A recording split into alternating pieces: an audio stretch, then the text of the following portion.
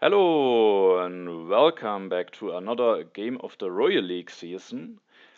In the last vote, my Patreon supporters again voted and wanted to see another game of the Royal League, and it will be an exciting one because it will be the deciding one whether I will be able to make it to the Emperor League, the highest division, or not. And it will be a game against Wolves. As you can see in the standings, we are at the top two positions at the moment. But for this game, I'm actually not alone. I'm joined by Wolves in the commentary. Welcome, Wolves. Thank you very much. I'm glad to be here with you today. Yeah, that's great. And when we take a look at those standings, you are at the top at the moment after 6 games finished. I'm at the second position with the same amount of points as Wovka and Raffaello. And so that was quite an exciting game. And I think if you win, you are definitely winning the group and with that going to the Emperor division. But not only the first position goes to the Emperor division, also the second position. And if I lose the game, I definitely won't make it, I think, unless maybe Wovka and Raffaele, or if they also both lose, who knows, maybe there could be a chance. But very likely I won't make it. If I win, then I have maybe some decent chances, but even then there could be some three-way tie situations, so I didn't went through all the scenarios, but I definitely should need a win in order to get the promotion, while and you of course also want to win, but you could maybe even have some chances with a loss. Did I describe those standings correctly, or do you think about the position? Yes, yes. I have some small chances if I lose to you because I lost to Vovka, and in three-way tie, for example, between you and Vovka, I am lost. So it's de facto it's game for promotion. Yeah. So that should be an exciting game. Also, of course, for all of you who don't know Wolves, Wolves is one of the top players at the moment and also organizes a lot of tournaments, including the World Championships. So, how is that going for you, organizing all of those tournaments? Is it a lot of fun for you? Is it sometimes also a little bit of work that you have to go through? But is it overall a fun experience for you organizing all those tournaments? Yeah, sure. It's very fun experience, but I would say that organizing, especially World Championship, is like small but very part-time, but a job. As very specific tournament, it differs from all the other tournaments because a lot of players feel like the stakes are high for them, and a lot of cases that we need to discuss thoroughly within our players committee, and really a lot of issues. And the last one in your group, we we needed to deal with and very quickly. It's like stressful a bit sometimes. Yeah, I can imagine that. So, a big thanks from me, but I think also from all the others in the community that you, organize those tournaments because, it's great that we have them, but someone needs to put some work into that to make it possible. So, a big thanks for you. All right. And now that we have taken a look at the standings, I would say we can start with taking a look at the game and see how that last game of the season went for both of us. All right, here we are at the game. I'm playing in the first position, you play in the second one, and first of all, we can take a look at the leaders and wonders. How do you approach the leaders and wonders mix? Do you take a close look at it at the beginning of the game, or what? How do you approach that? I think in two-player games, H2 leaders are the key concept here, and nothing new. But of course, first of all, I check Bach and Shakespeare. Then, if not, I check Gaudi and Darwin. And then I also check, I think, Napoleon and Gandhi. And that's all, I think. Okay. Maybe as for the wonders, I think the main wonders are Hollywood, then Red Cross, then maybe less in Suez, but for two-player game it's not so important. And for first stage, I think I check usually Machu Picchu. Okay, that's interesting. So, do you like that wonder in two-player games, or does it just? I see. As in two-player games, it's often we build like H1 economy because we have two copies of iron and irrigation, and that's why like Machu Picchu is very efficient way to build economy for whole game. Yeah, that's an interesting point. It's definitely true that you often end up on a lot of H1 technologies for your economy upgrades, and also having a lot of population, I think, is in order to go for some big cultural production later on quite important. And of course, for that, the additional food from the Machu Picchu helps as well. So, yeah, definitely interesting.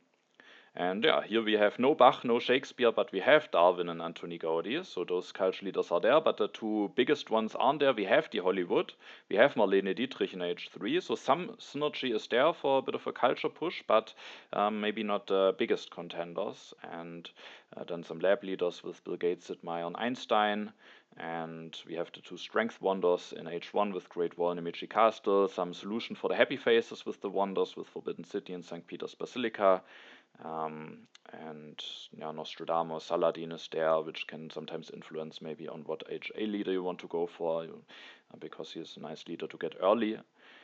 All right, but now that we have taken a look at the Leaders and Wonders overview, we can maybe start with taking a look at the game. And I'm playing in first position, and I take the library here, which at a first look maybe just looks like the best card to take. It's just a very strong wonder to build, but it's a little bit tricky. Because if I take the library now, you have the option to just take Moses, maybe Urban Growth away, then Caesar stays on two civil actions for me, and I might not have a leader to take at my next turn.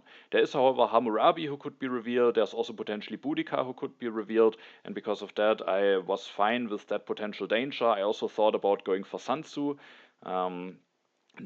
But then I either give you library and urban growth, which I think is quite a strong pick, or you maybe can just go for the Colossus, then the library will be discarded for me, and I would be playing Sun Tzu against the Colossus, which maybe is a little bit awkward, but I think Sun Tzu could also be an interesting pick. At the end, I just went with the very solid wonder, the library, and was hoping that maybe either Hammurabi or Boudica will be revealed and that I will be able to go for them. So that was my decision. Were you surprised by that, or No, I think library is just very strong yeah, wonder, and it's the strongest in our game. yeah. So now I was of course interested to see what you will do during your turn. I think for me this open turn was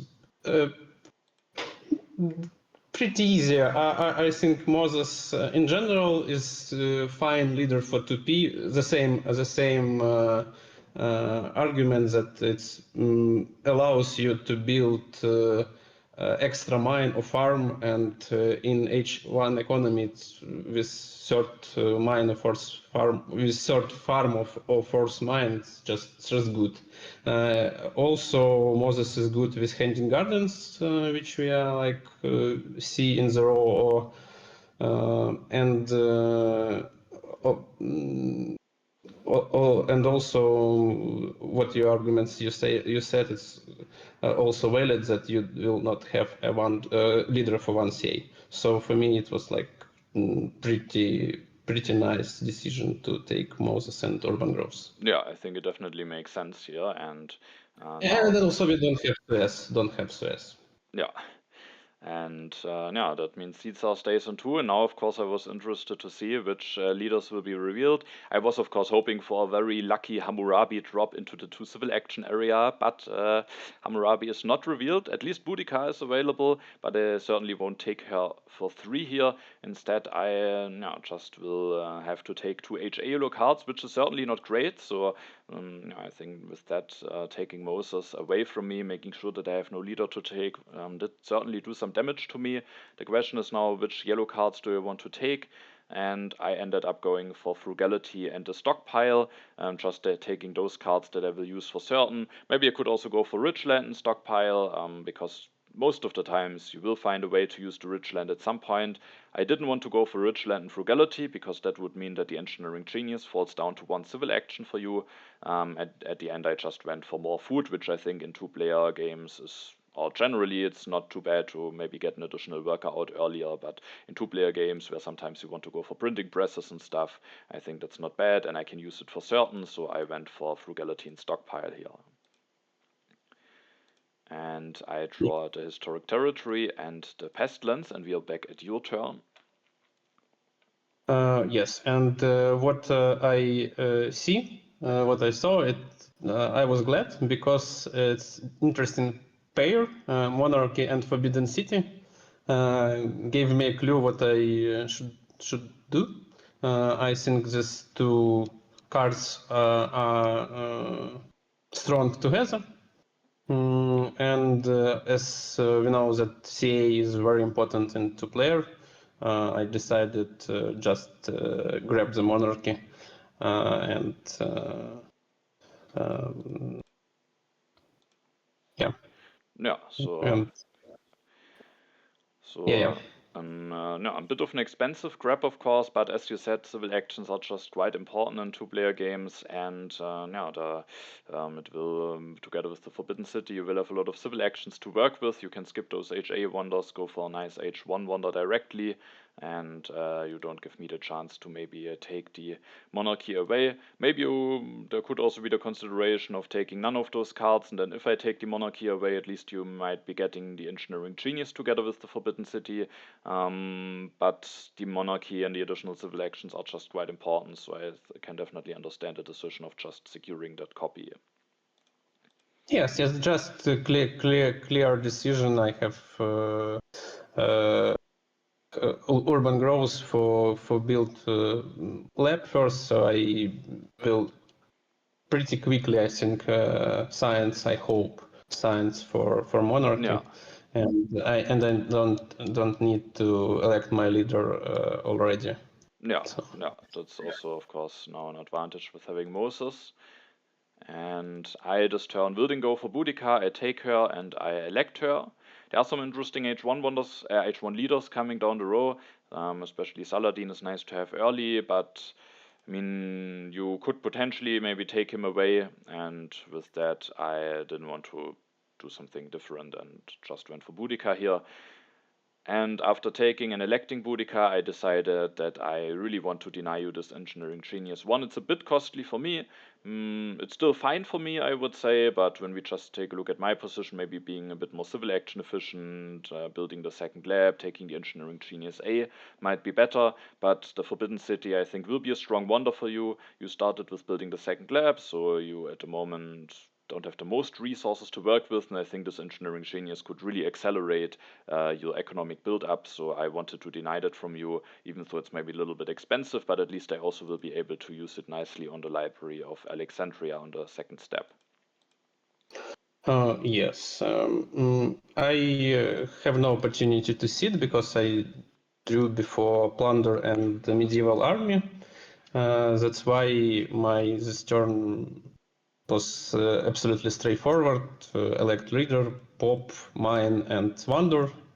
I think I don't have opportunity to pick one of that leaders, and just leave myself waiting for the leaders for future leaders in the deck. Yeah, I think that's indeed a very straightforward turn. Then it's my turn. I decide to not push yet. I have some events to choose from, but I think I could get some corruption issues if I seed them, and the colony is not completely certain how nice it will be. Pestilence against Moses is a bit bad, and the Dark Ages is maybe also not great because you will have an H1 government form while I have additional science production from the library.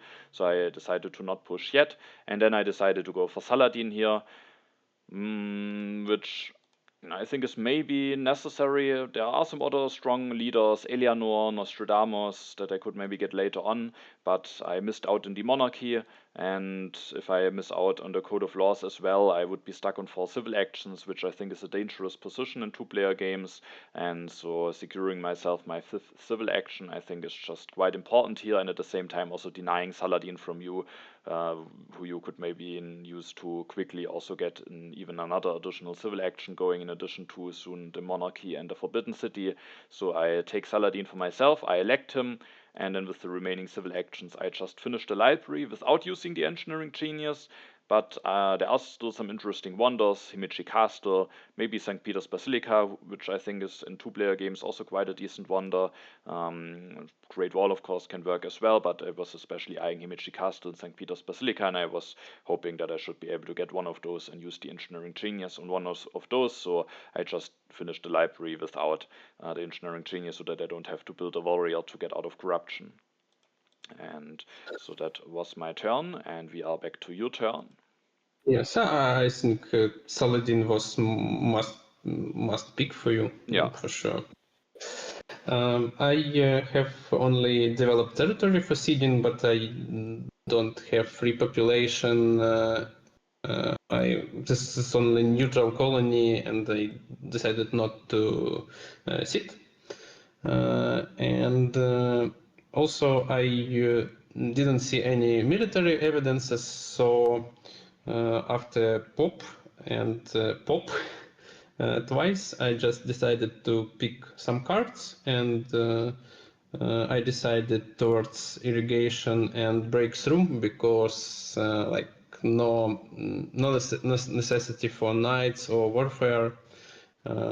Breakthrough is just strong every time, and I think H1 Brown technologies they also great for 1CA. So again, this turn was pretty clear. I think not much to choose. Also, we don't need drama in this game so much because do not have Shakespeare or Bach. So that's why this is.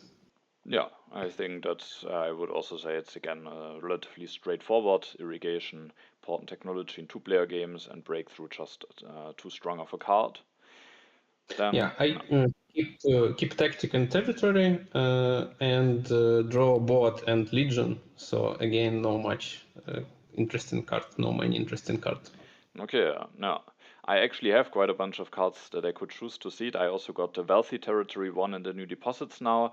But I think again I might have some corruption issues, and also for all of the cards it was still not clear how nice those will end up being for new deposits. Could maybe help you with you having the big investment of the Forbidden City, wealthy territory. It's the same, so I decided to again not push. Also, I don't have any tactics, so I don't know if I will be nicely prepared to for the strength. And this turn I take the Code of Laws, securing myself another civil action. I have some additional science from the library. I will this turn build a second lab, and then I was hoping that I will be able to afford the Code of Laws, going up to 6 civil actions, which is nice. I have to get out of corruption, so I built a second lab and I increase my population using the frugality. And with my last civil action, I then secure my own copy of irrigation, which I think is just important to have in 2-player games, because it's not necessarily that it's always a big danger that your opponent will hate draft the selective breeding. It's possible, and sometimes it will be the correct decision, but oftentimes it's just also that you want to get your food production going early in 2-player games, I feel like, and waiting until the end of H2 for something like selective breeding is just dangerous, and there's always the danger that it could be taken away. So I think that also for me was a somewhat straightforward turn. I could take swordsman or warfare for the military, but I don't have any tactic yet, and so and I just went for Code of Laws and irrigation. Yeah, and now I decided to cede my territory. The reason was I was hoping for some acceleration for my economy. I would like to see some science for my monarchy or some rocks to finish my wonder, because it's not like not maybe the brightest card draw. I don't really think I needed that alchemy. So But as we see, development of politics revealed not maybe the greatest development. I drew three events: vast territory, call to arms, and immigrations. And what I decided to do, begin to construct my wonder, and as I am Moses, I decided to use actually extra pop that I have and build extra mine.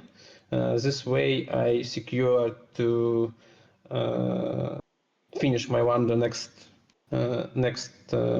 time. And I also saw Eleanor, which I prefer in this situation over Joan. That because next turn will be the last one in the H1. So I was very glad to see her, and I thought that next turn I will be able to finally finish my wonder, finish give change my leader and change my government. So finish my like HA development, H1 development. Yeah. No, And I don't see time to develop alchemy. Uh, yeah. no, I really like this turn. I think getting this one additional resource production going and then still being able to finish the Forbidden City the next turn is just really a great development. And thanks to the ignored unhappy workers, you also definitely should be able to support the fourth mine. So I think a nice decision here. And Yeah, I keep tactic again and territory, vast territory, and draw crusades. okay, no. For my turn, I decided to also finally push and pushed the cultural influence into the deck. I think just to generally start moving the deck forward a little bit, and I also this turn will actually take the theocracy. I saw the St. Peter's Basilica coming down the road, so I also saw the potential that the cultural influence indeed will give me a little bit of additional culture against you.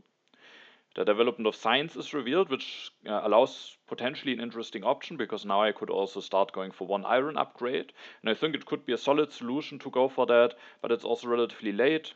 It's of course still not bad to maybe get the iron upgrade as quickly as possible.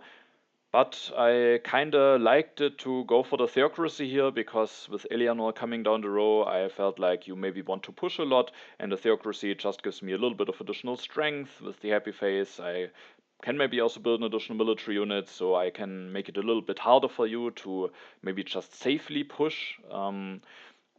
I also have the Drain of Terror in hand that I thought about seeding, and depending on how things look at the next turn.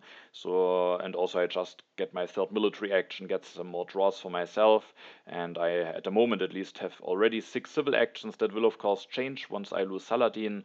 But I felt like the theocracy is a strong government for me here, and so I wanted to have the theocracy. And then there are also 2 science yellow cards, the cultural heritage and the breakthrough, and I kind of wanted to have them as well. And if I want to go for one iron upgrade and also increase my population to get out of corruption, I can only take one card at the end from the row, but there were too many cards that I wanted to have, so that I was fine to delay the iron upgrade and maybe wait for the second copy and go for the upgrades a little bit later. So I take the 2 science yellow cards, I take the theocracy, I increase my population 2 times, and then I play the stockpile with my last civil action. And at the next turn, I was hoping to get the St. Peter's Basilica, hopefully for 1 civil action, or in the 1 civil action area, because I was thinking that you might take the iron, and then the St. Peter's Basilica will be available in the 1 civil action area for me, and then with the Engineering Genius I should be able to finish that. And with getting the St. Peter's Basilica, it also means that the happy face from the theocracy will be doubled, so I really get then some nice value out of the theocracy. And with the many happy faces, I either can go for some military units or maybe just for some urban buildings and start a bit of cultural production in H2.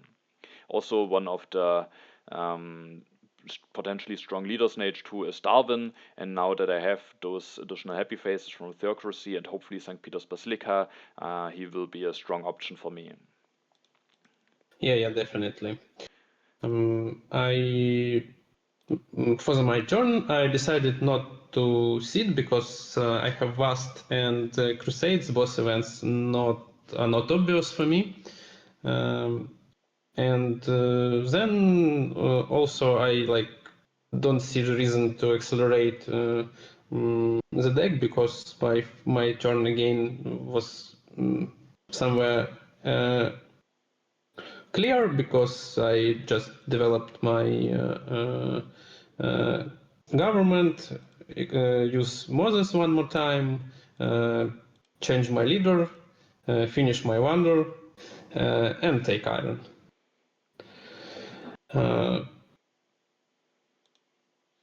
Yeah. Yeah, And I perfectly prepare for the beginning of H2, I think. yeah, I think that's a very strong turn. You really get a lot of stuff going this turn, and yeah, you have a strong leader now, especially to now one that you can get late at H1, and you secure your copy of Iron. So yeah, that indeed looks like a strong turn, and you have quite a decent setup now. Yeah, I draw on certain borders raid and one more board. Yeah. Alright, I at my turn decide to push the Reign of Terror, a decision where I was not completely certain if I should do it, but I kind of thought about that I maybe can disrupt you a little bit, or that you want to push, and maybe I can create a situation where you won't then push into the Reign of Terror and lose it, or that you could get punished if you just stay the weakest. Especially, I will go for the Theocracy this turn. I just go up to 2 strength. And you can, of course, maybe go for some warriors or maybe swordsmen with the Legion tactic, but that at least will mean that you delay your economy upgrade, so it comes at a cost. However, if you do that, then maybe I also have to follow through and go for some units, or I could just risk getting hit by the Reign of Terror. So I was not totally certain if I should push it, but at the end I wanted to open up the opportunity of maybe punishing you for wanting to seed every turn and seeded the Reign of Terror into the deck. The development of Civil Life is revealed, which I use to develop the irrigation at a science discount. I also take the St. Peter's Basilica, which I can nicely finish with the Engineering Genius. I could just finish the St. Peter's Basilica now, could maybe also develop the Theocracy, get a lot of culture production going, but I decided to first go for some food upgrades, to later on have hopefully a nice amount of population to work with, start a little bit of economical upgrades first before I finish the St. Peter's Basilica, and then I indeed go for 2 upgrades and spending those 4 resources on the irrigation upgrades instead of spending 5 resources with the Engineering Genius in the St. Peter's Basilica also makes it that I have now 6 instead of 5 resources for the next turn, which means that with the iron coming down the row, I also have the option at the next turn to go for 2 iron upgrades before I then finally finish the St. Peter's Basilica. So that could be strong because I at the next turn could go for 2 iron upgrades, invest all of my resources, then I'm at 5 resources in 2 turns, which then just with the Engineering Genius allows me to finish the St. Peter's Basilica. So I thought it could be a nice sequence, but depending on how things develop, I could still just also finish the St. Peter's Basilica at the next turn, but I thought getting a little bit of economy going first could be nice. I then developed the Theocracy so that I have that little bit of additional strength and also the additional happy face in case you maybe seeded a rebellion into the deck, and with the last civil action I then take the urban growth as maybe some additional resources at some point could be nice to have. There's also a Masonry in the row, maybe a card to consider, a card that maybe you can now use. It's generally a strong technology in 2-player games, so maybe I could consider taking that for 2 civil actions. But at the end it felt a little bit expensive.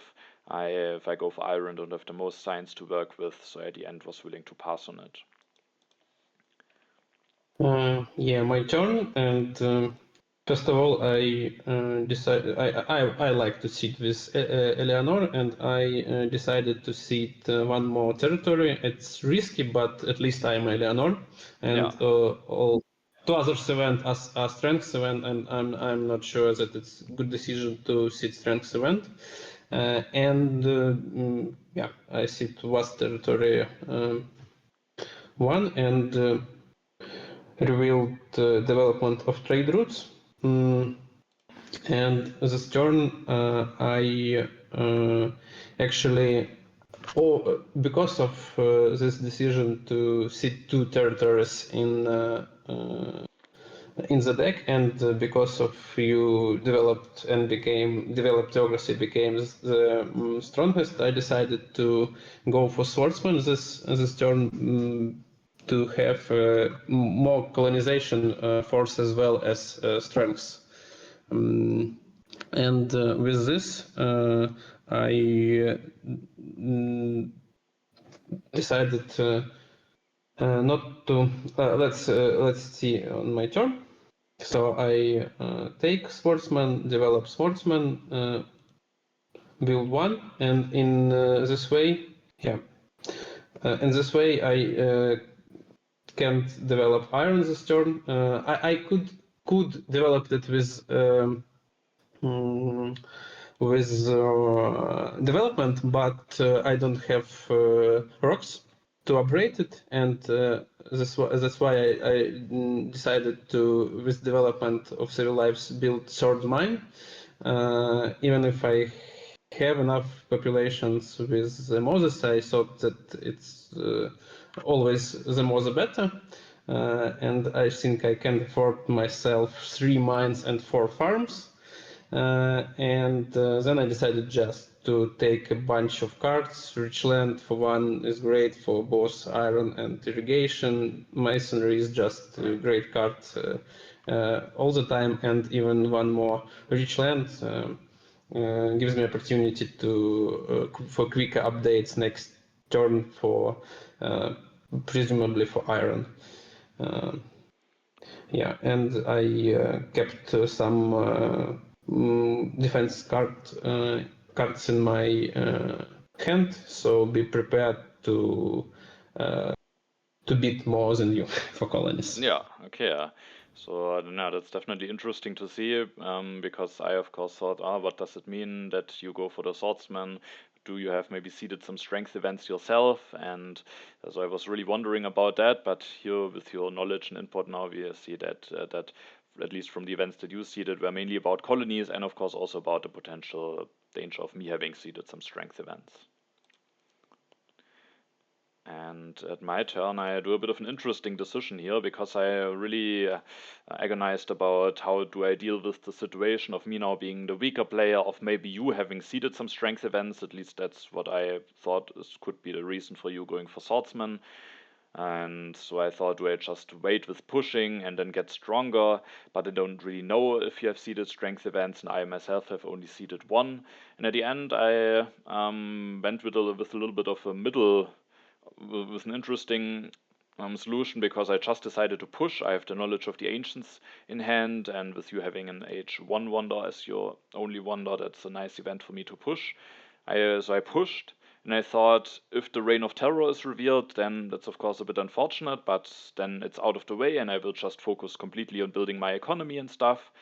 But if the Reign of Terror isn't revealed yet, then I will, at the end of my turn, use Saladin for 2 additional strength and get stronger. And then there are only 3 cards left, so the chance that the Reign of Terror is then maybe revealed is a bit higher, and we can see what is revealed now. I see the knowledge of the ancients, and my cultural influence is revealed, which soon might give me a bit more culture, but still it gives me 2 additional culture, and there's no strength event, which I was happy about.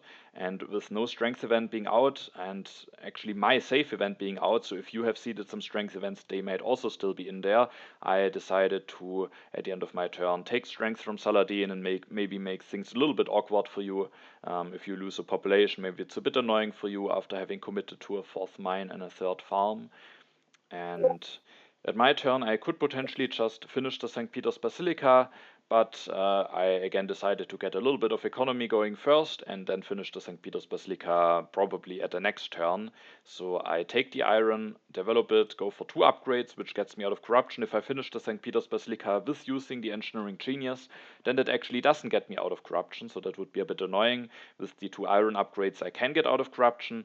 And then I also have just 2 civil actions left to take Saladin here, to take Darwin here. I think Darwin is just quite a strong leader for me in this situation. I will have more than enough happy faces with St. Peter's Basilica and Theocracy. I can maybe just go for operas if I need more happy faces. And yeah, he just gives me the possibility to produce a bit of culture, save some civil actions. For now, I will keep him in hand because at the moment the additional civil action from Saladin is quite important, but maybe as soon as I can grab some technologies for cheaper thanks to him, I can elect him and have then quite a strong leader going for myself. So I felt this turn was quite nice, and then with the Reign of Terror and potential other strength events not being revealed yet, I decided to now sacrifice the civil action from Saladin and get stronger so that maybe you get punished immediately if you see it, but if there's no strength event revealed during your turn, at least you again have to decide a little bit, do you sacrifice some economy in order to get stronger again, or do you just ignore it and then I can maybe still win the Reign of Terror? So I was not completely certain if I played around that correctly, but at the end I felt like it is maybe a bit awkward for you now if I increase my strength with Saladin. Yeah. Yeah, of course, it was a big hint that some strengths event should be expected, but as Eleanor, I really want to sit every turn, and I didn't by myself didn't sit any strengths event before this, so I definitely decided to sit. But I needed to choose between Crusades and Independence Declaration, and of course I decided against independent declarations because I would like ideally to win all the colonies. So I needed to seed the Crusades and develop territory revealed, and I think I beat was ready to beat like swordsman and 2 my cards, and I think 4, but I wanted for 3 and sacrifice. I actually don't know if it was correct to sacrifice warrior and 2 cards, but I don't have 3 spaces in my military hand, so I decided to like just to send warrior. Then it was beginning of the turn was pretty logical. It's I don't see necessity to take call or waiting for call. I just decided to upgrade my economy. I developed iron. I upgrade one iron with rich land, second iron with rich land, and then I built swordsman because I have one more colony, in the deck, and the strongest colony, the vast territory, and that's why I needed that warrior, that swordsman. Then it was more interesting decisions. I think. First of all, I checked all wonders we have in H2, and we can see that no strongest wonders they are presented. No OLS, or ocean liner, no Suez. So I decided that Himeji in culture game, our game seems to become very cultural, because when you take Darwin, I thought my leader was Gaudi, and that's why I decided that Himeji is more interesting for me than scientific method. Because for Handy, I thought maybe scientific method is not so important. I will have some discounts with for great X with Gaudi, and that's why I decided towards Himeji. And just take reserves, because I thought I would like to have all my mines and farms upgraded, and that's why I need every piece of rocks. Yeah. Did you consider the And also selective I decided breeding? against selective breeding here. I thought that like have this science extra. I have strong colonies. I have already 3 mines and three farms, and 3 farms separated to irrigation with that colonies should be enough for me. I just want to save this science for something more important. Yeah, I think that's the correct decision. I think the science saved here, and with already being at 3 farms, make the irrigation the better solution here. And yeah, I think Himeji Castle is a wonder that I like recently more and more again, and especially in 2-player games, if you have that, you just are very comfortable, produce a bit of culture, and are well protected in case your opponent tries something military heavy, but you can also sacrifice a unit offensively and maybe make yourself a bit more threatening so that your opponent has to be a bit more careful during H3. Yeah, and I think that that fact that Himeji was very late, it's not against Himeji. No, I think Himeji Castle is perfectly fine to finish at any time during H2 because it's especially strong in the late game. Yeah, agree. Alright, then at my turn, first of all, when you see that, I of course was a bit unhappy to see that there was no strength event revealed, but now I was at least happy to see that you didn't get stronger than me, and so that I now have a chance of revealing the Reign of Terror. With you not getting stronger, I came to the conclusion that probably you yourself haven't seeded any strength events, so I was really hoping that the Reign of Terror is revealed now, because if it isn't revealed, it's a bit annoying on should I again do something to just get stronger. So I was really hoping to just see it revealed, and I also see an event into the deck that will really shape the decisions for my next turn, because it's the scientific breakthrough. I saw that you left the scientific method for me, and I also saw that there's an efficient upgrade. I have this urban growth in hand, so I saw the possibility of going for 2 scientific method upgrades before the scientific breakthrough is revealed, which would give me a big science boost, and maybe makes it that I hopefully can afford to go into an H3 government form in the third age. So I decided to push that event, and then I was very happy to see that the Reign of Terror is indeed revealed. I was really uncertain if that was the right call. I needed to sacrifice a civil action from Saladin now, so it came at a cost, but at the end I at least managed to not get hit by it. You will have to destroy something, so at the end I was fine about the outcome, but it was a bit risky and it could have also backfired. I then this turn finally finished the St. Peter's Basilica. There's at least still a chance that there could be a rebellion coming. I increase my culture production, and then I take the scientific method and the efficient upgrade, and with the efficient upgrade and the urban growth I can go for 2 scientific method upgrades at the next turn. Maybe I then don't seed at the next turn, so that there is no risk of the scientific breakthrough being revealed before my turn, or maybe I take that risk that we will have to see at the next turn, but I felt like that could give me a big boost, and I could set myself up nicely for an H3 government form. And yeah, also I let the cannons stay on the 6th spot for you, so if you have a tactic for them, you maybe have to really consider if you want to take them or not. But I don't really need them myself, because I actually have drawn the Hussars tactic. Then we are at your turn. Yeah, at this moment I have already Napoleonic army and classic army, so I really don't need so much that cannons, I think. Of course, I continue seeding. This time I seeded freedom of movement, and I like that you don't you have only one warrior, but unfortunately I don't have any cards and should beat both my swordsmen for this colony. Yeah, so I on one hand was unhappy to see that you win it, but at least you have to pay a price for it, so that's at least somewhat fine for me, but you have quite a strong yellow bank now.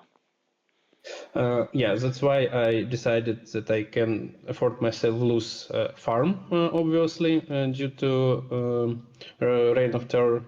Then I needed that I really want want all my mines upgraded, but So I upgrade one, I rebuild Blood Warrior, I rebuild Swordsman. For all my rocks, I thought maybe there are some strength event in the next deck, and generally thought that it's good, like just to have some not pressure, but I see that Crusades, at least, and I think Crusades in two-player game is decent event. So I upgraded one Iron, built two military, and then take Opera and take Breakthrough. I hoped that Gaudi will be in time, and I needed as much different great technologies as I can.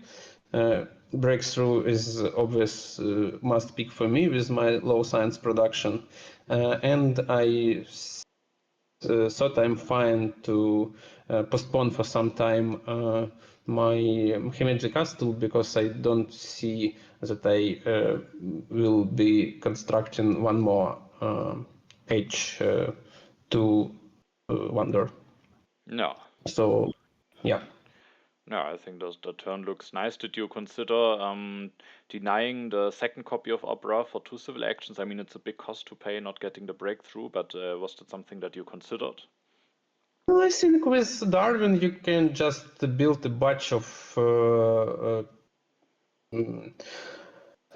scientific methods and journalisms, and no, I don't see. I have only six civil actions, and all my actions I needed for some very useful things for me, and this head drafting I don't value too much in this case. Yeah, I think that would be a big price in this case, because all your civil actions are done for something very useful. Then it is my turn, and I decide to not push, because I wanted to get my scientific method upgrades going now before scientific breakthrough is revealed. Also, I'm weaker than you, so I could potentially get punished by some strength events. And this turn, I go for the scientific method. I go for 1 upgrade, 2 upgrades, going up to 7 science income. I then am not out of corruption yet, so I have to increase my population. I have a lot of free population now, so that's nice. And with my last 2 civil actions, I then take the architecture and the opera. The turn was somewhat straightforward, especially with me having the hussars tactic. Otherwise, I would need to consider the cannons. But now I again can let the second copy of cannons stay on 6 civil actions for you. Sadly, you have the classic army tactic, but of course I didn't know that, and I was hoping that maybe that could be a bit annoying for you, that it again stays on the 6th spot. And so now I get those upgrades going, I get out of corruption, and the architecture, while I can't use it on saving some resources in the lab upgrades, I might still save a lot of resources on building operas or journalisms. And with that, I think this turn at the end was relatively straightforward. Yeah, I am strongest. I continue seeding. This time I seeded strategic 2 is the only colony I draw from all this time with Eleanor. I don't see Gaudi in the card draw, and event revealed is neutral event, some science and rocks for me, 1 science, 1 rocks, 3 science for you. And I just decided to continue my development. So it's time to. What was my turn? You start developing the irrigation and build an additional farm.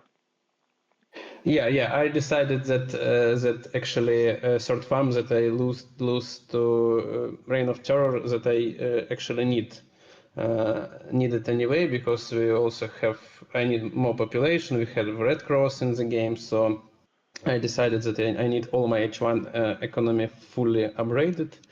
That's why I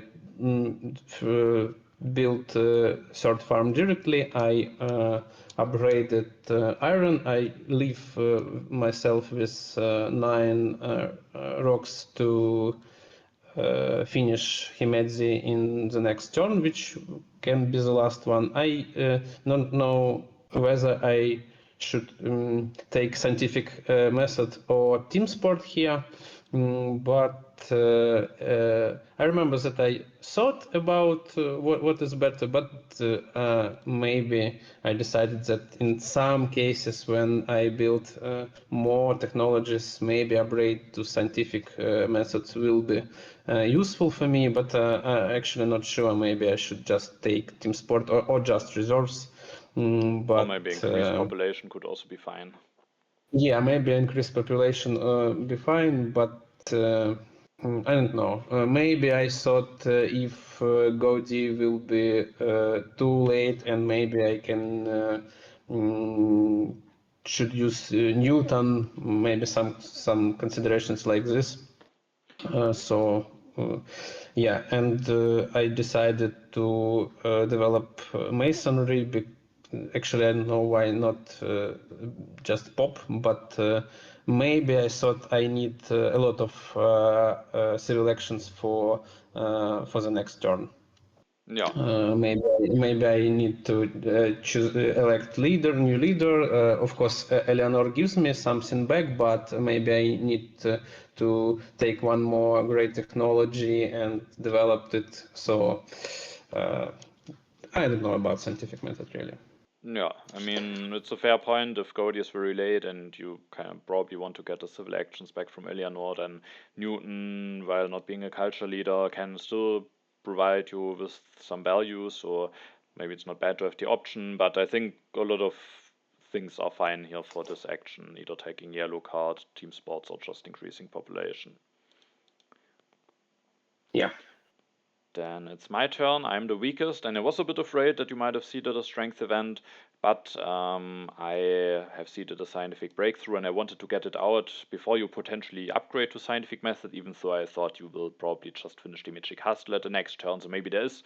It's not urgent to see it, but I wanted to just see it out before you at some point maybe increase your science income. And I was actually willing to put a bit of swingy event in there, the politics of strength.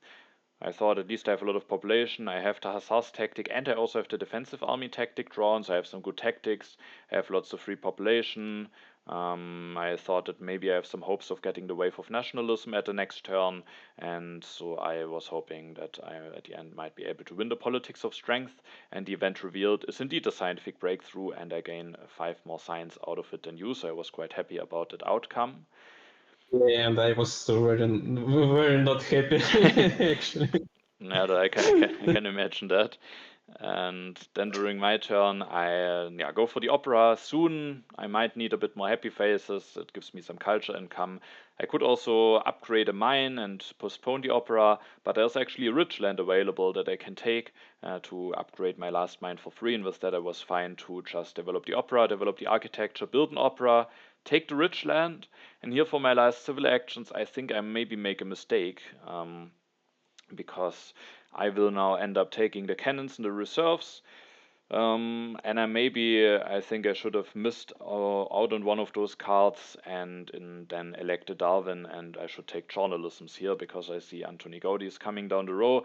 Of course, you have operas, and it takes a little bit of work to get all of those things going for you, but still, it gives you an opportunity to increase your culture income and the science income at the same time. It's a nice technology for me with Darwin. I felt like I have now already a lot of science income. I at least needed one happy face or the 2 happy faces with St. Peter's Basilica from the one opera, and maybe I don't need it as much. And I can maybe wait also for multimedias, but if I elect Darwin, can take it for 1 civil action. I will now not elect Darwin, and I do think that the additional civil action from Saladin is still quite useful for me for another turn, but at least I would then get the culture income earlier, and I think I should take the journalism away here because that really denies you some options on how you increase your culture income.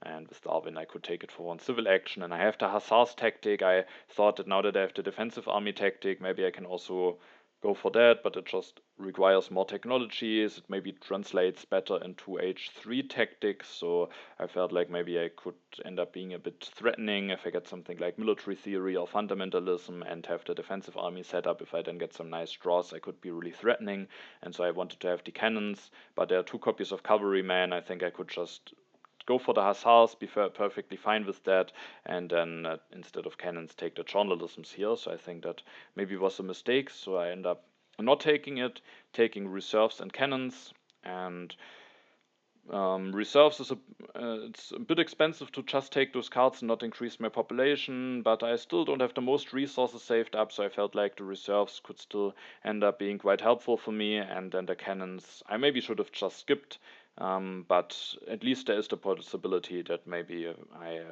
it could help me going for a bit of strength push. Maybe I have at the moment, I start to get quite a culture lead, and if I then put some pressure on you and maybe at least threaten some big H3 tactics, it could be a bit annoying, but I think I should have just passed on it and waited for the cavalryman here.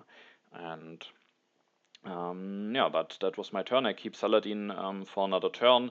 I take the civil action. I thought that maybe with you early on, building a warrior and a swordsman, you could have seeded a strength event, but maybe it was also because you were afraid of me having seeded a strength event, and so I wasn't willing to go for the strength here. Maybe I should have done it, but I decided against it and rather wanted to have the additional civil action. Yeah, and for me it was, I know that I'm the strongest and that this actually strength event on the top at Crusades. I seeded economic progress and was glad to see that Crusades actually some compensation for Reign of Terror. Yeah.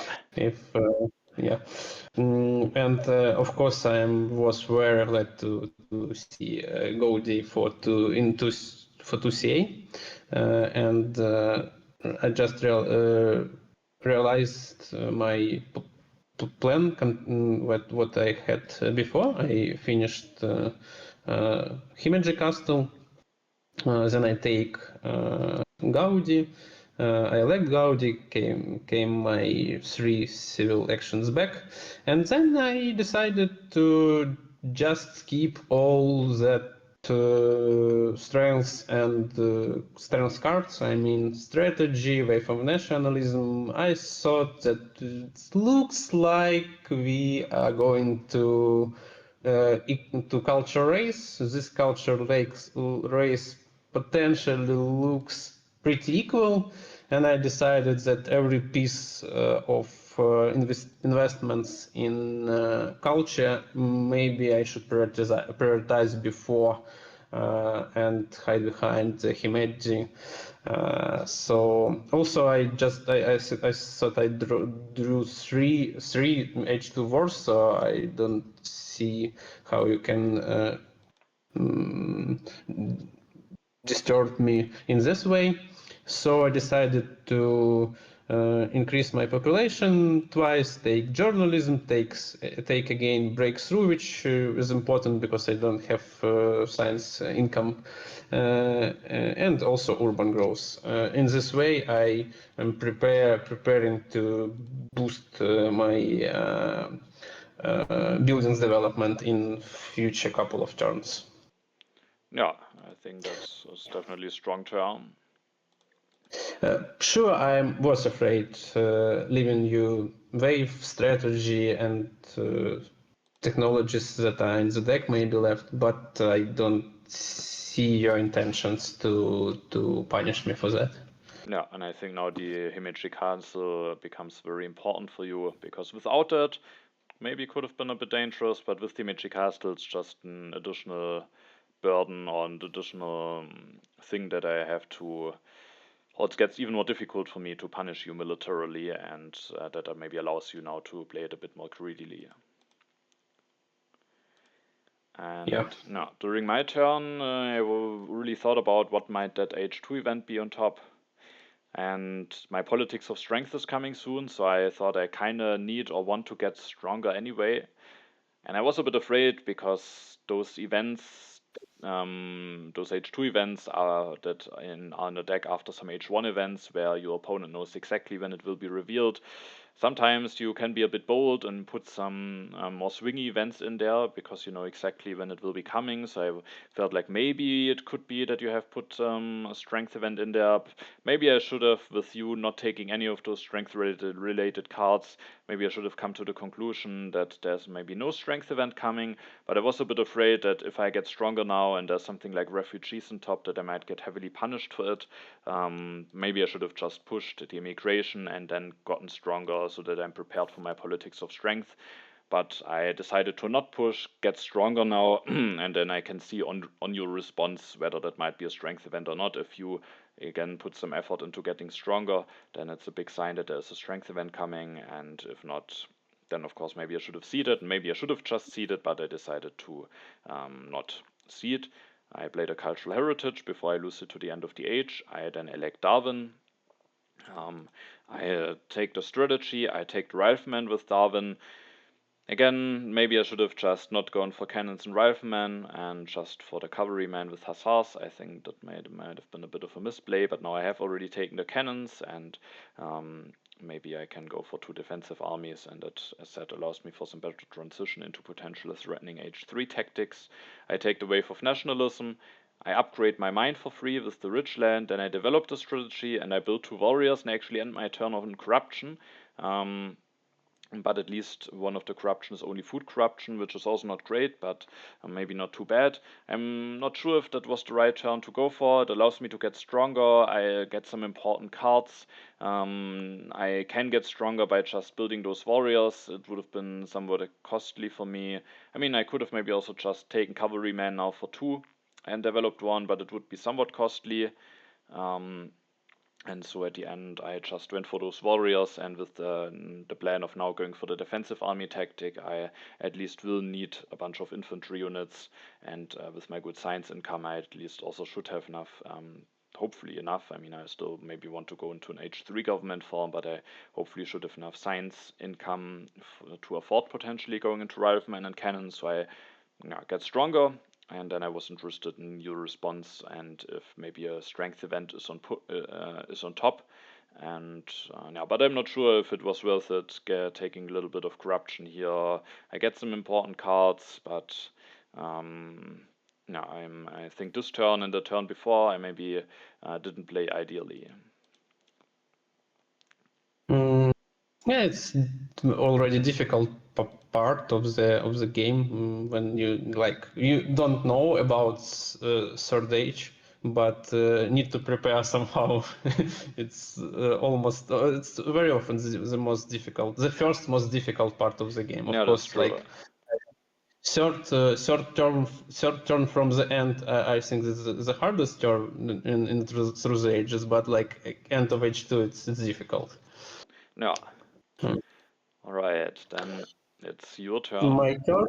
Yeah, and of course, I know that no strength event on top, but problem is that in my hand I have 3 defense card, tactic, and 2 strength event, Cold War and international agreement, and that's why this first reason I decided not to exceed, and the second I thought I can prepare myself better for that event that is on top, and we will see it's during my turn.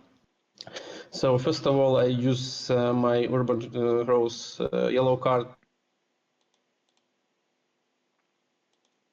for further Happy Face and for further discount for Gaudi.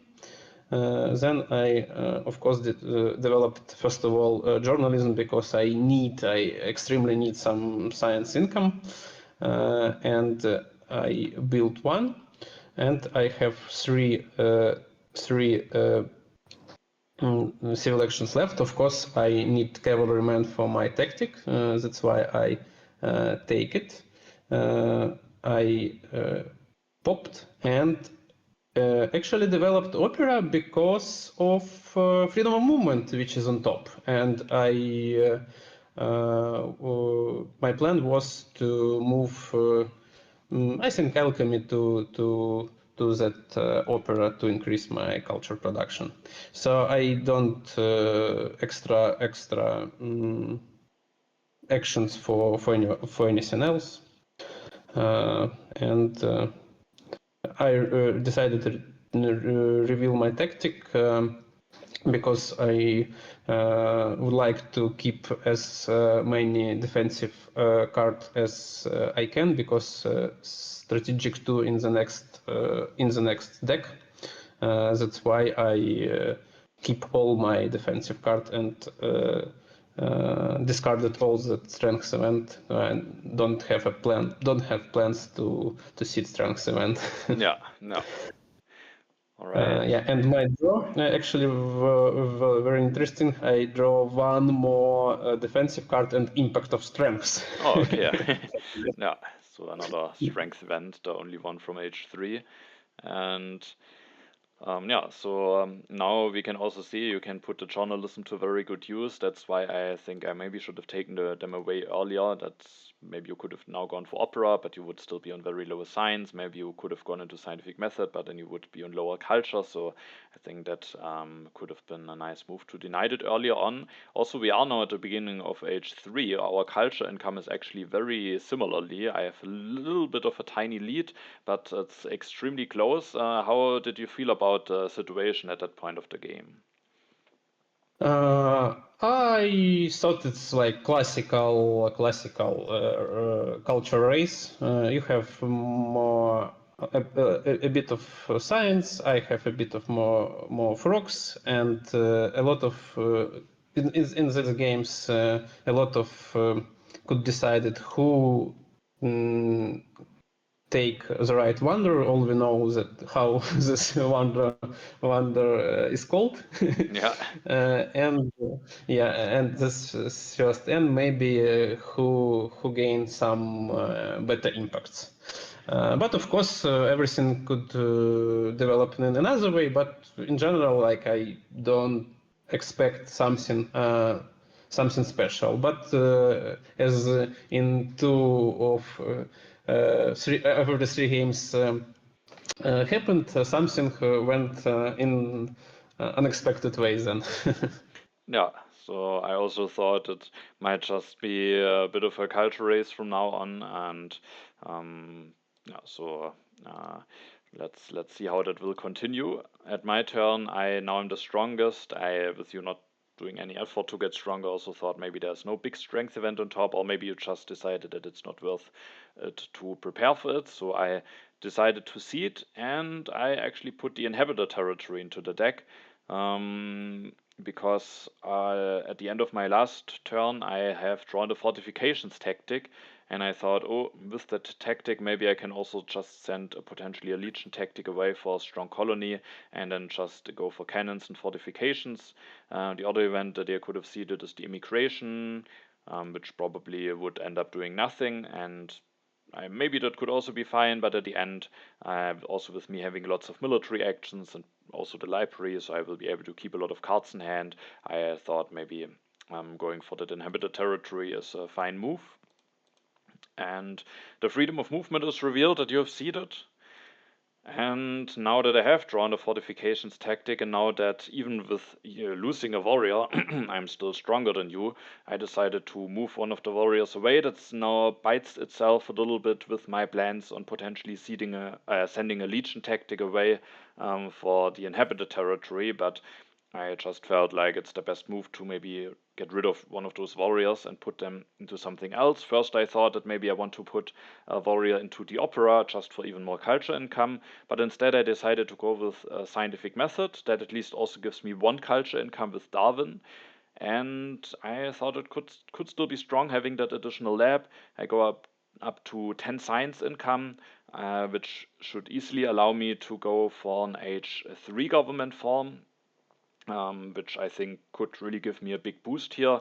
And also, one of the leaders in the game is Bill Gates, who with 3 H2 labs still could provide me quite some value. So if he is revealed, then that could also be quite strong. And with that, I thought it's maybe fine here or good here to go for a third lab instead of a second opera. Then I increased my population 2 times. I take the reserves, the revolutionary idea, and then I play the reserves resources to use some civil actions already. The revolutionary idea is maybe not really that much needed, but on the other hand, if I go into an H3 government form, and then I might still actually need some additional science, but I again think maybe I could have done something different here, and instead of taking some of those yellows or instead of playing the reserves, I could have with Darwin maybe taken the civil service and developed it with my big science income, which of course, if I don't end up taking the revolutionary idea, would mean that I don't have enough science to go into an H3 government form. Because of that, maybe I could go for civil service and revolutionary idea and just not play the reserves, not take the reserves. So I think that could be an interesting idea. Because you actually have enough science to go for the civil service. I thought that after going for the civil service, you will be quite low in science. Maybe you could have some issues with building up enough military strength. So I was hoping that I maybe find a way to punish you for that at the end. But I'm also in very low civil actions. I was, of course, hoping for an H3 government form here. But here I maybe could have a way of already increasing my civil action count and also denying you the possibility of getting even more civil actions. And with Darwin, at least, I only would have to pay 2 civil actions to take that civil service. So I feel like instead of taking some of those yellows or playing the reserves, I maybe should have implemented into the turn to just take the civil service and develop it. And if I still end up taking the revolutionary idea, I then could maybe still go for a government form already at the next turn. So I thought maybe you don't go into it because you need your science for something else, but then again, getting 2 additional actions is just such a big boost. I thought that if you go into the civil service afterwards, it will be very difficult for you to go into an H3 government form, which then means that if you go for one, maybe you just have to hate draft it from me, or maybe you let it be for me. So those were some reasons why I thought about it's maybe fine to not take the civil service here, but maybe it's just better to secure it for myself, because being stuck on 5 actions could really become a problem for me if I don't get a solution for that soon. Also, I actually, at the end of my turn, I put a warrior away into scientific method. Now I actually rebuild a warrior. Not sure about this. It maybe makes it a bit harder for you to get stronger again. If I just am at 6 strength, maybe you can achieve that more easily. On the other hand, with the fortifications, maybe I should have been just fine on 2 warriors. And if you get stronger, at least I have the wave of nationalism. But maybe it makes it more likely that I win the politics of strength. Yeah, and next turn was already very difficult. I have only one event for seeding. It was impact of strengths, and I have four defense cards and 3 military actions. And I thought that if it's perfect time to win a colony. And also I thought that the seeding impact of strengths is so unexpected, so I have a big advantage knowing that it's in the deck. In such a cultural games, I think it's worth that risks. So I decided it's not so big problem to have it in the deck, but of course then politics of strengths revealed, and I thought. But okay, it's happened. Shit happens, and then I, after your turn, when I saw the card row, I understand that like gates, it's like a killer feature for you. You already like have same culture. We have same culture. You have more science if you add 6 rocks every minimum 6 rocks, or with new government even more. I think I have no chances. So I was trying to find a turn how I can hit draft the gates, and I thought a lot about whether I could allow myself this civil service, and finally I decided that if I could escaped next turn, I then mm, uh, can be fine. I know that one more argument for civil service was economic progress, and when I decided that I actually could allow myself civil service. Yeah, it's greedy. It's greedy, especially after politics of strength. I understand that you have a bunch of wars, but developing it, upgrading all my minds, I will give full food and rocks income from economic progress, and it will stabilize my strength situation. And I thought that I will have 8 civil actions, and you have only 5, so it's not so easy to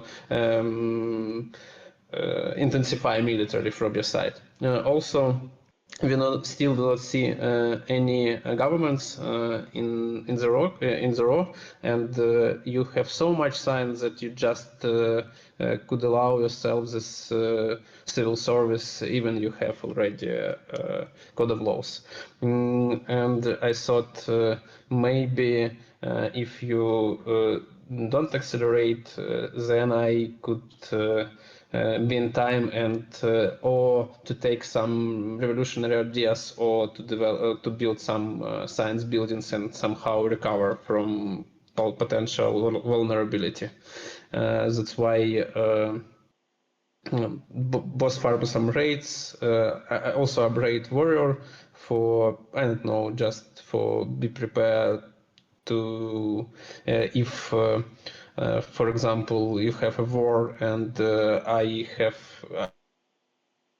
economic progress, and I have enough military actions to build more strength next turn.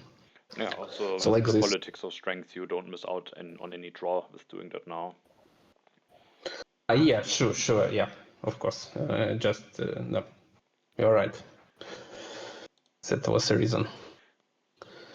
So I was very excited what you will do next.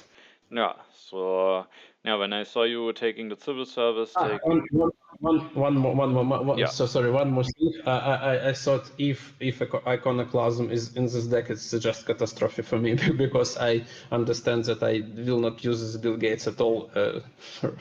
So, yeah, but I thought with Darwin you should not be willing to see that. yeah, that's definitely true. That would potentially hit me also quite a bit, so it would have been risky for me to put such an event into the deck. And yeah, I think taking Bill Gates away here is probably a good move, especially you have also seeded the economic progress, so then he might give me even more resources. So probably an important move. At least it's very costly, and while I don't get Bill Gates now, at least maybe going for the third lab made it that you have to spend 3 civil actions basically for nothing and give up on your H3 leader. So it might still be, might have still done some nice, had some nice effect here to go for the third lab. And yeah, when I saw you going for the civil service, I felt, maybe I really should have taken it, because now you have a clear civil action advantage, and if the Hollywood is revealed soon, it's really challenging for me to take that potentially. And so maybe if you had now 2 civil actions less, I have one more, that could make it a bit easier for me. I, of course, was also hoping that an H3 government form is revealed relatively quickly. I got, of course, also a lot of draws from the politics of strength and from my first H3 draws. I was not too happy about what I drew. I have now 4 aggressions in hand. I have 2 times the modern army tactic, but I can't use it unless I get the tanks. I have 1 impact, that's the impact of colonies, which is sadly not doing anything, and 1 colonization card. And yeah, that's about it. I sadly don't have any wars and no good impact, so I was a bit disappointed about those draws.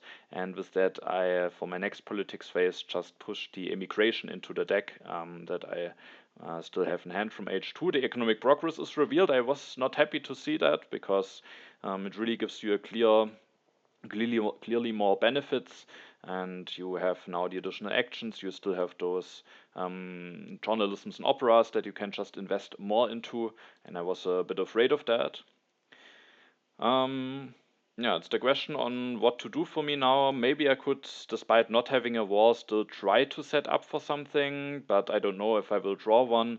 And also, you have the Meiji Castle, you have the classic army, you soon will be able to go for at least a decent amount of strength. I just felt like, with also the amount of resources that I have, it's maybe just too difficult to build up a lot of strength. Also, with you being weaker, I can't really use the wave of nationalism very nicely. So I decided to just keep pushing culture, hoping that maybe at the next turn I finally get an H3 government form, and hoping that the timing of Hollywood will be in my favor.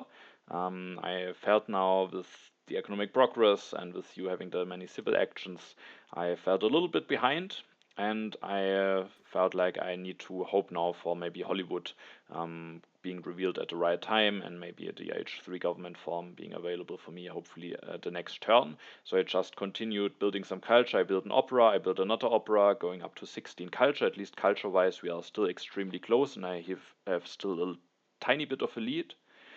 Then I do an interesting decision here. I'm not certain if it is correct. I take the revolutionary idea, and I myself really don't need that card. I mean, maybe, who knows, I can still use the science at some point, but very likely I don't need it. But I also just felt like getting the additional science from that card could really make your life a little bit easier. Maybe I shouldn't have taken it, because it maybe would make more sense if I would actually try to do something with my military. Then maybe it could be important, denying you to develop some technologies. But if I don't punish you militarily, you maybe have all of the technologies anyway. You can soon go for cavalryman to at least have a somewhat decent amount of strength, and then you have already some culture buildings, so you don't necessarily need more science.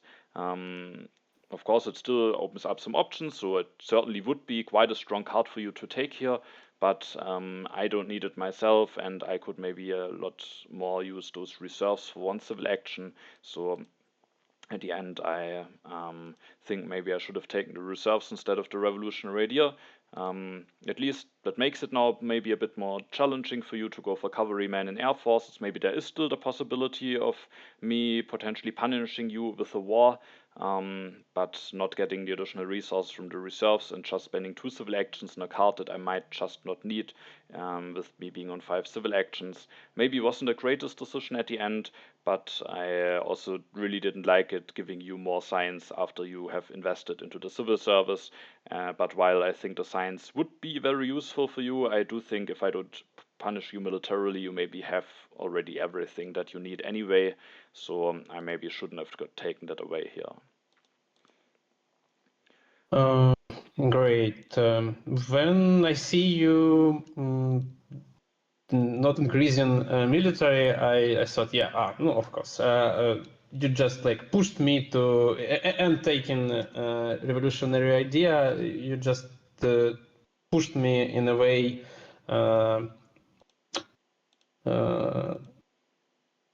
towards build my science. Because I don't have another access to science, and I decided that with this economic progress that I could allow myself to build one library, pop, build another library, and still no Hollywood on the row, no government on the row, and then I decided to just take no second revolutionary idea in the row. Then I just decided to take important cards. I still have 5 civil actions, and I thought that, of course, I should take air forces, I should take military build-up, and I also could take one free urban growth. I thought about International Red Cross, but I thought that I need that food for pop, for potentially build more operas, and also I thought that it's still a coin flip Hollywood game. It could be coin flip Hollywood game, and yeah, I understand that I take more cards than you, but no, it's risk. I just can't allow do not take cards, so I just take left urban growth. I thought. Yeah, yeah, and also at least with my 5 civil actions, if the Hollywood is revealed, it's quite expensive for me to grab it. So um, Yeah, finally, I draw two more bots and war. No okay, event. yeah. So Vlada really wants to push you into both colonization and a bit of a strength game. I also had some draws at the end of my turn. I have now a more interesting tactic, the positional army. So I thought about if I can do something with it, but the problem is I still don't have a war, so that and I didn't find it worth the risk of just going all in. I mean, all in is probably definitely the wrong decision, but I also didn't find a way how I could set myself up in a way with maybe being prepared if I draw a war without doing too much of a commitment. I just didn't find a nice turn that would achieve that. I also have another impact, the impact of balance, which at the moment is better for you. So I didn't really um, like it too much, but with the 3 culture for seeding, maybe it's relatively close. I at least have knowledge about it, can maybe build an additional farm or something at some point, and I am stronger. Maybe I could get rewarded by events. I have a bunch of colonization cards. My inhabited territory is coming, so I thought maybe I can now open a colony and potentially win it. And with that, I was willing to see the impact of balance, even though it's not the ideal impact. And there's a colony revealed, but not my inhabited territory, instead your strategic territory. I was actually willing to go all in, send my legion tactic and all of my cards, but it's not enough. And yeah, you can now finally deploy all of the colonization cards that you have drawn and win this territory for swordsman and get some additional draws from it. Yeah, I think I was extremely lucky at this moment. First of all, we still don't see neither government and just it's not fair. I think all of them are in the deck still, and this colony I actually draw agriculture, population, progress, harmony, and mechanized army. So for impact. Okay, now. So I was not too happy when I saw that, of course. um, but yeah, you now gain also some additional cards after I have gotten some additional cards with the politics of strength. And yeah, sadly, there's no government form on the row yet. So I was again thinking about how do I best continue. And yeah, I just again thought it's probably best to just build up some more culture.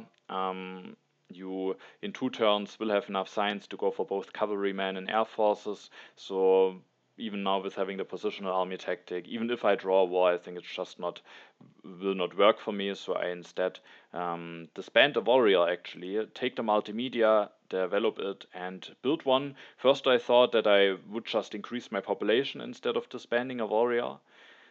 But the problem is that I actually myself was a little bit afraid of the military situation now, because if I do now some big investments into the military, then with you having Dimitri Castle, if you get a card like Military Theory, there is maybe a chance that you could hit me with a war if I'm not careful. And with that, I wanted to make sure to have air forces myself, so that hopefully I will be able to threaten enough strength in case you should do any development into that direction. And I yeah, with that, decided to just disband the warrior. I think I really need to get this culture income going as quickly as possible. Um, but I at the end felt a bit vulnerable if I don't have the air forces available. Maybe I could just skip them. It's a bit costly anyway to maybe go for one positional army plus the air forces. But if you get the military theory and maybe have a war, and with being able to sacrifice for Dimitri Castle, I do think things could get dangerous for me. Maybe I just have to expect or have to played greedily here, but I had now a lot of h3 draws already and haven't drawn a war myself. You now got some additional draws from the strategic territory, so I thought it's not unlikely that you have a war, and with that I just felt a bit safer with the air forces. Maybe I actually should have just taken the urban growth and maybe played it greedily, but the thing is, there's still the Hollywood. If I should manage to get the Hollywood, then things could still be looking quite good for me. And in such a case, it could also be just important to be able to then defend myself in case that happens. So I do think at the end it's a fair choice here to go for the air forces. Next is my turn, and I decided to seed one of the one of the impacts I just have drawn, and I seeded population and feel bad about that immediately because just inhabited territory revealed, and I don't have anything to beat. Yeah. Uh, So yeah, at yeah. least I got that one very cheaply for just a warrior, and yeah, that's something good for me. Yeah, and my turn. The first government actually revealed, and I decided I don't have a lot to do actually this turn, so I don't need so much civil actions. I decided that Red Cross is still not a good option. That's why I decided actually to steal the democracy because even if some you have 5 civil action, Hollywood you need all the 5 civil action. If you have, for example, democracy for 2CA area, so you can just take it, develop it, and have enough civil actions to take Hollywood next turn. Yeah, especially And because I also, also have Darwin, so I even can take it for one when it's in the 2 civil action area. yeah. Actually, yes. And also for myself, I thought maybe next turn, if no military rises up, so I could develop it for myself too. So it was like pick more or less obvious. Then I just decided to deploy my yellow banks into the operas because you clearly show your direction of the game, how you see developments towards more culture, and I decided to just support you in this direction. And maybe the most important decision of this turn, I was choosing between for my last civil action between patriotism and engineering genius. And I thought that if I take patriotism, then one less card revealed, and maybe you will have less chances to take Hollywood. But for you, maybe engineering genius maybe could be useful. Or for myself, because I leave myself with eight rocks, and I thought maybe I need that rocks too. But actually, it was. I thought maybe it was a mistake, but actually, it was, as we will see soon, maybe the main decision of this game. Yeah, so now we are entering a stage with the Red Cross being discarded. There's only one wonder left, and that wonder is actually the Hollywood. So now it's really down to maybe that wonder who maybe at the end will be able to build that. So after you build a third opera at the end of your turn, it's my turn, and I have now finally some good impacts drawn. The impact of science and the impact of wonders, and we can see after your turn That there is indeed the Hollywood revealed. Still no H3 government form, sadly.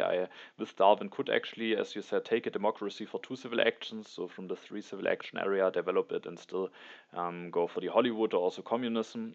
But those are sadly very late.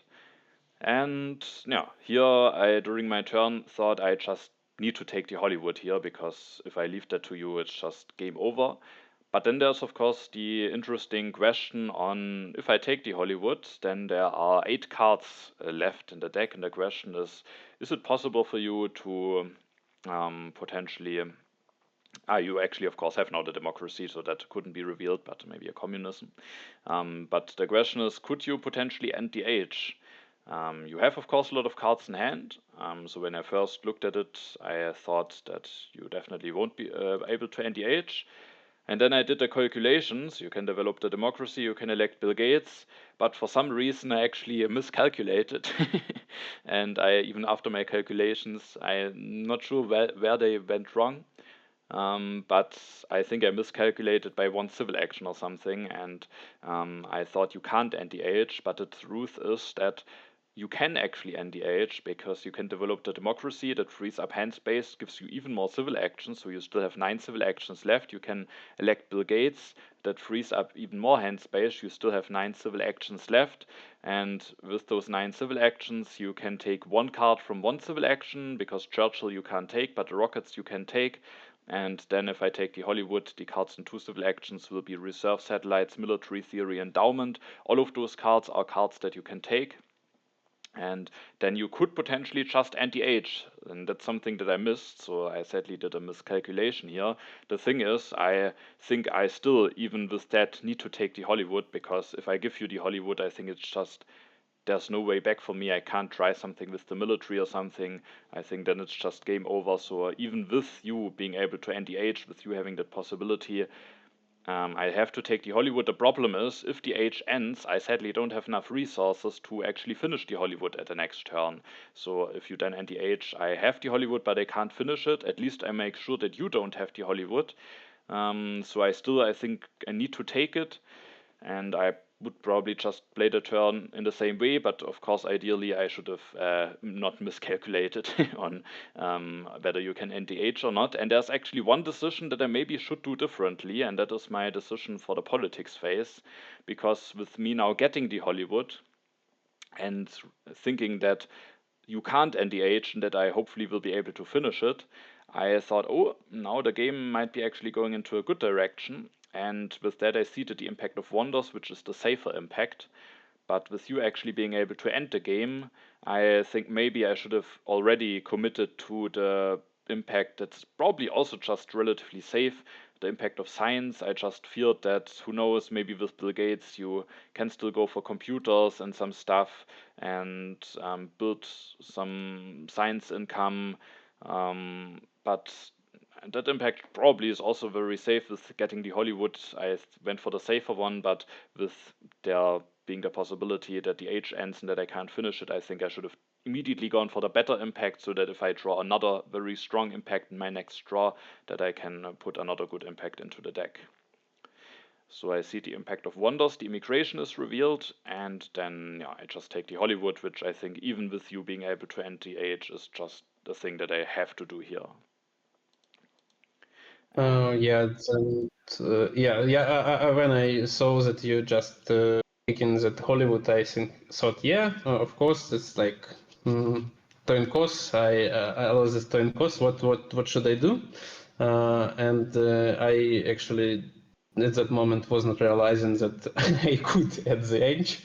I was trying to elaborate some terms with culture, so just building more culture, but it doesn't work for sure. Then I thought about like maybe military direction, because I have that war, and actually I think now that I still have some chances if maybe I going towards that way, but you make the situation that I can't use my military build-up because I just can't with my territory have my strengths lower than you.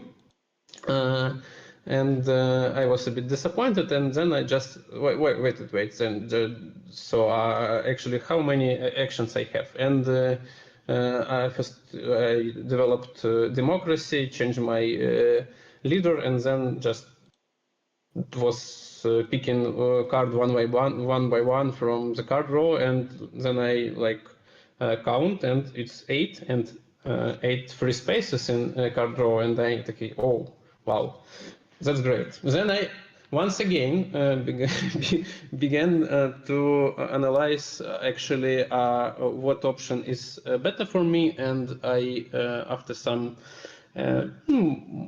I think quick calculations thought that it's like 95 or 98% win for me if I just end the age, because I have impact of strengths, and you don't know about it in worst scenario if you do not sit and increase your strength. I just will not sit last my turn and grow my strengths, and will have advantage.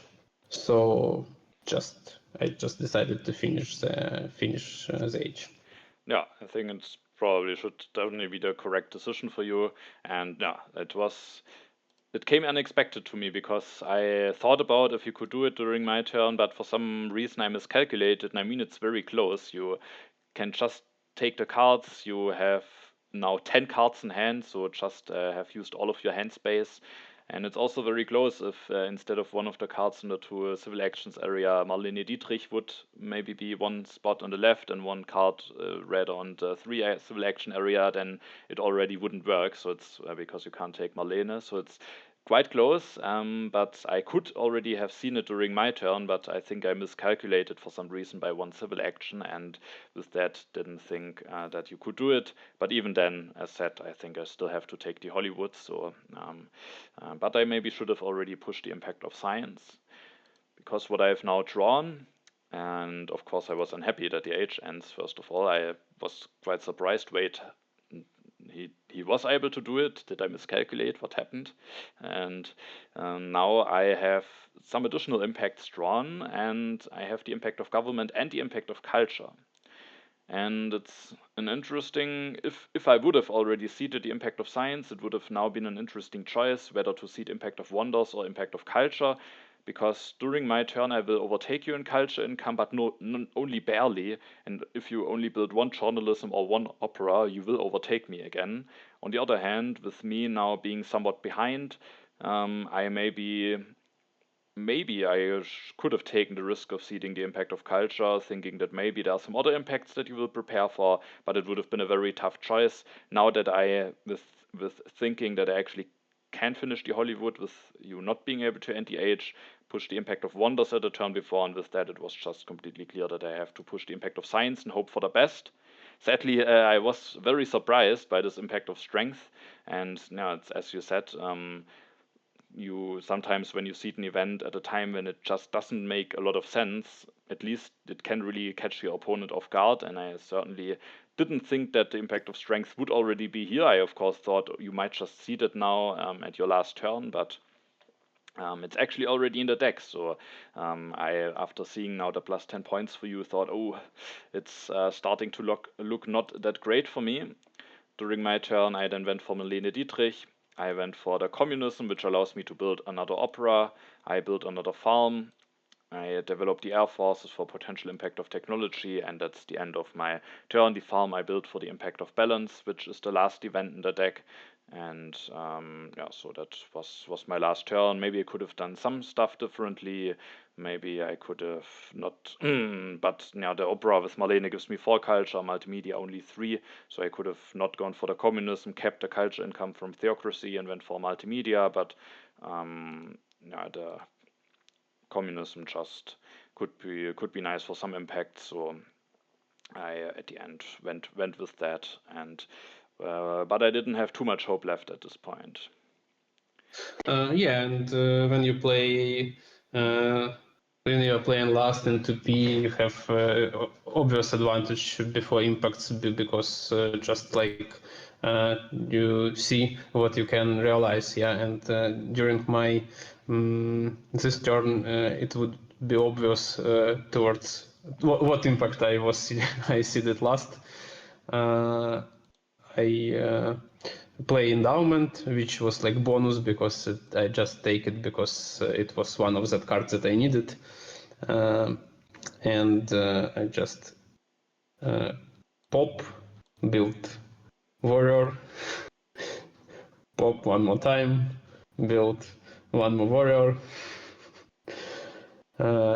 destroy edge mine, and build one more warrior. Actually, I would like to build more warriors, but I don't have military actions, and of course, it's obvious I seeded harmony into the deck. And, you have only one military, and I now have 12 points more than you in harmony, and just yeah. And time one turn before I seed agriculture, and this I have two upgrades, and I think yeah, it was yeah, and third update. So, but maybe it's not. I don't need this third update because of. Yeah, actually, yeah. Just simple preparation for my two impacts that I see that it was win for Herenti. Yeah, and yeah, so an interesting last turn, especially because if I would have seeded the impact of science a turn before, then I would have had that interesting decision about if I should risk it and put an impact of culture in that you can just so easily win. But with you having those specific impacts, it might have actually worked at the end, and I might have gotten that impact of culture to work if I put the impact of science in earlier, but I'm actually not sure if I would dare putting it into the deck. But maybe it's the only hope that I have at this point. So now that actually might have worked out at the end. And I actually at this particular moment, I thought that it would not be enough even if science and culture both will be in the yeah, deck. so from your perspective, I think you with knowing about your impacts, yeah, you have at this point a guarantee, so there's no need for you to play around it. But now during my turn, I mean, the question is what other impacts are there that you would completely abandon any culture buildings for? So it's probably wouldn't really work if you didn't have those impacts and other impacts that you can play towards. So, but it still would have been kind of funny to see this impact just expecting to lose it and then to win it, even though it's not enough at the end. And yeah, before the final impacts, you have an 18 points lead. And while I have some decent impacts in there, you also have. So we can now see in the final impacts. The first one is the impact of agriculture, which gives you a lot of additional points with having gone for those mechanized agriculture upgrades. There's the impact of science from me, which brings me a bit closer to you again. There's the impact of wonders that I've seeded, and there the last one is the impact of harmony, which gives you quite a lot of points. And yeah, as you said, even with an impact of culture instead of the impact of wonders, you still would win the game here, even with a bit of a lead. So yeah, at the end, you are able to win this game. So congratulations. It was Yes. a bit of an unexpected ending for both of us. We both, for a while, didn't realize that you can NDH. So it was a bit of a surprising ending for both of us. But yeah, it was definitely the right thing for you in to do for you in the situation. Yeah, I think you were very unlucky with government. It's difficult to say about your decisions towards culture against military in the beginning of H3. From my perspective, it seemed like you should have gone into strength direction, but I think if democracy revealed in right time, it could be the easy win for you. Oh no, not easy, but confident, I saw. Yeah, it would definitely increase my chances. I think in H3 there were maybe some moments where I got a bit unlucky, but I think especially at the end of H2, beginning of H3, I think we had some turns where I maybe should do something differently. I left you the journalisms. I took that revolutionary idea, which was a bit annoying for you maybe, but also quite costly for me. So there were some turns that I maybe should have played differently. If I somehow would have had a nice way of maybe using the wave of nationalism, I think I might have tried something with the military, but sadly I also didn't draw any war with the politics of strength. So with that, I rather was hoping towards winning the Hollywood coin flip and maybe getting a government form and hoping that that might be my best bet to win. Yeah. Yeah. And I won the When I Hollywood.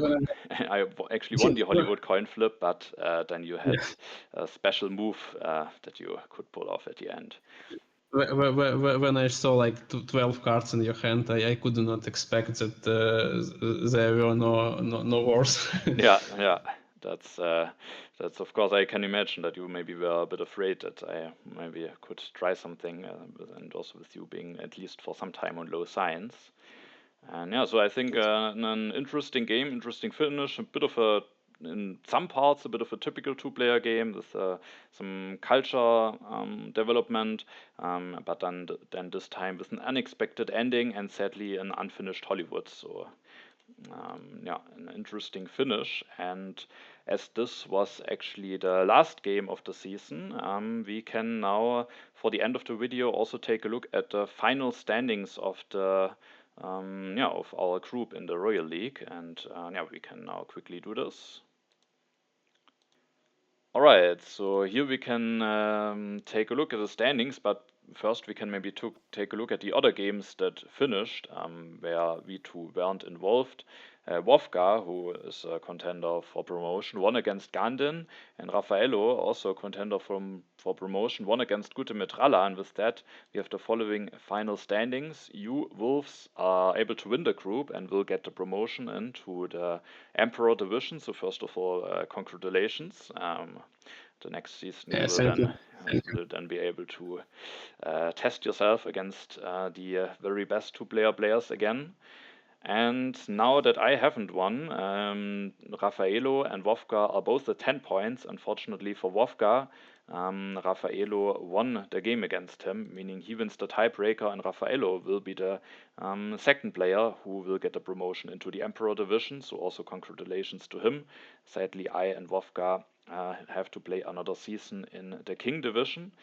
And yeah, so it was quite a close ending of the season, and also it would have been quite an interesting scenario if I actually would have managed to win against you, because then we both would be at 10 points as well, and there would be 4 players on 10 points, and you just at the moment did the calculations on what would have happened if that would have played out that way. So you can maybe share that again, what would have been the conclusion in that way. Yeah, in this case, you would finish first because you have 2 wins and 1 loss in between our four players, and you won over Raffaello.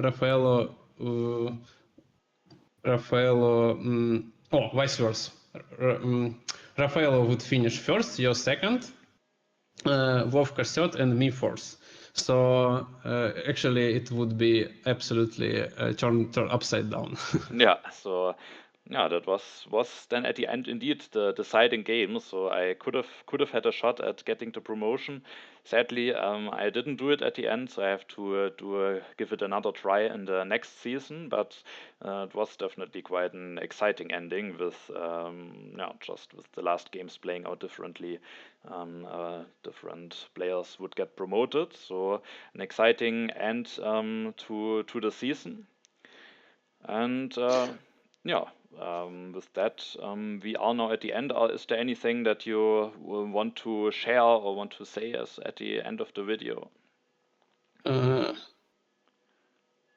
I think we can check the Emperor maybe. Yeah, that's maybe a if good idea. Yes, so let's take a look at who actually. I'm not sure if that is actually already decided because the group hasn't concluded fully. But let's maybe take a quick look at how things stand. There's only one game missing, and we actually have three players who are on top in the Emperor division. Yeah, Altapisher, Jaop, but and Saru. yeah, but we have Saru won his second in a row Royal League because he defeated both Martin and Joop. Ah, okay, so that's already decided. Yeah, then congratulations to Saru of definitely quite a nice achievement being able to win that 2 times in a row. And yeah, so quite some very strong players in the top division. Also Jaop recently pulling off quite some strong results. I played against him in the Kings League, I think 2 seasons ago or something. Definitely a strong player. And yeah, so now we also have the conclusion of the highest division, where I sadly will not be playing, but you have to play against us. So I hope you will be well prepared next season. Yeah, I will do my best. So thank you for having me today here. Yeah, thank you for being willing to join. I think it was great. We had a nice analysis and also a relatively quick one. We are actually under 2 hours. Might be the quickest double commentary ever, but I think it's nice because I think for the viewers it's often a bit much if those are getting near to the 3 hours mark. So being able to discuss both of our turns while being under 2 hours was, I think, quite great. So thanks a lot for joining me, and yeah, then good luck for your next season when you will be playing in Emperor. Thank you and bye. Goodbye, and now then thank you all for watching, and in the next video we will continue with the World Championship coverage. So yeah, I hope it was an enjoyable intermezzo between those World Championship games, getting the double commentary. And yeah, then thanks for watching, have a nice time, and see you in the next video.